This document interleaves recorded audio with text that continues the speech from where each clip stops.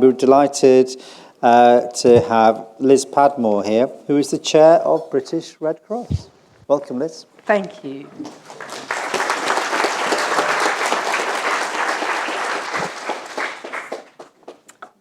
Thanks, Karen. I'm hopeless with technology. Oh.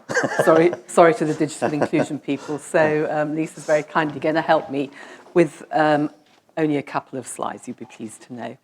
So many of you might be wondering, what on earth is the British Red Cross here today? Why are we here? British Red Cross, what do you think of when you think of the Red Cross? Disasters, emergencies, wars? I bet you health didn't come up very high on that list, but actually... I'm just going to make sure our AD team has got Liz's slides up, so can you do that now, please? Oh, because we're going to show you a picture. Actually, I'm just here to be the warm-up act, because you always know what they say. If you get the slot straight after lunch at a conference, it's the graveyard slot. You're all sitting there, you've eaten lots of sandwiches, and they're thinking, ugh, I'm just going to have a quick 2-minute snooze before we get into our breakout session. But the British Red Cross is very much about emergencies. But actually, one of our best-kept secrets, despite our best endeavours not to have it as a secret, is the work that we do in health. I know some of you, I met this lovely lady here at lunchtime, where we were doing some work in Leeds that you knew about, but sadly has stopped. But actually, health is really part of our DNA. And if we've got a slide? I think Peter's going up to try and make sure the slides are... Okay. Well, in a moment, you'll see a slide with a picture of Florence Nightingale on it, because actually, the British Red Cross was founded in 1870.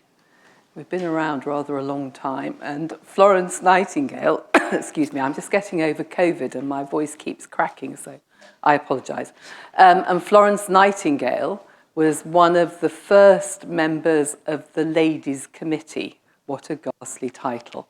I'm pleased to say we've moved on from that since then. But what we haven't done is move on from health. So we were, as the auxiliary to government, which every Red Cross, Red Crescent society in the world is, there are 190 of us, that we are all auxiliaries to government. And in that role, we provided field hospitals and worked through 2 world wars.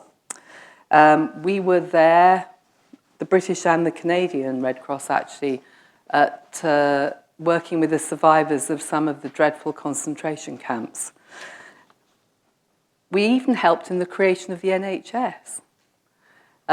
So we were there before the NHS. We handed over some of the services that we provided in the community then, but more clinical services, to the NHS and worked alongside them to make sure that those were embedded.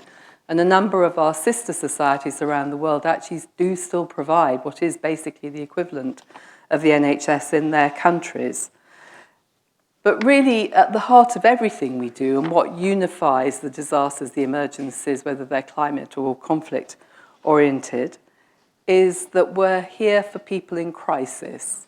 And I think from listening to the conversations this morning, a lot of what we're talking about in this room with people who are far more expert than me are those people who are in crisis, people whose need is great, the vulnerable, the people who often get overlooked and forgotten by the systems, not because people are intentionally rotten, but because they just, in a rush to get things organised, they forget that people are individuals, not widgets in a factory. And I think it's very important that as we carry on thinking about these very important issues today, that we all bear that in mind, that actually what we're all here to do is think about people as individuals. Anyway, we're not getting a slide, are we? Sorry, guys. You did say you didn't like slides. I didn't like slides. It's because they never work. So our partnership with the NHS is really very special to us. And I'm absolutely delighted that Lord Darcy and his team invited us to be one of the key collaborators to his report. It's a really important report, but reports are only helpful if something happens as a result of them. And I'm really hopeful Lisa will tell you, I'm a born optimist. I genuinely think this is a moment of change. We can, if we all work together, we really can make a difference and try and make things better for the people who are in crisis in our country. And by doing that, we can actually alleviate some of the pressure that some of you who work in the NHS are suffering at the moment, where you're overwhelmed but not beaten, I know. I used to chair hospitals before I chaired the NHS. Together, in the UK, across all 4 nations, we work with over 150 NHS organisations and many local authorities. And what we're doing is providing responsive community services. I think you're going to hear about some of them in the breakouts from some of our health teams and one of our refugee services teams. And these services are genuinely designed around the needs of the individual. It's really important that when we do it, we think what their goals are. Their goals may be different to our goals.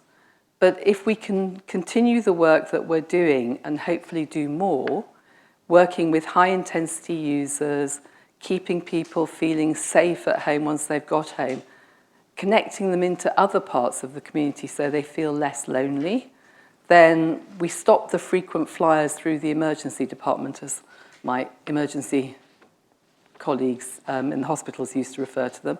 But those high-intensity users who come through again and again and again every week. We were hearing a story this morning about somebody who went to their GP every week, not because they needed clinical help, but because they were lonely.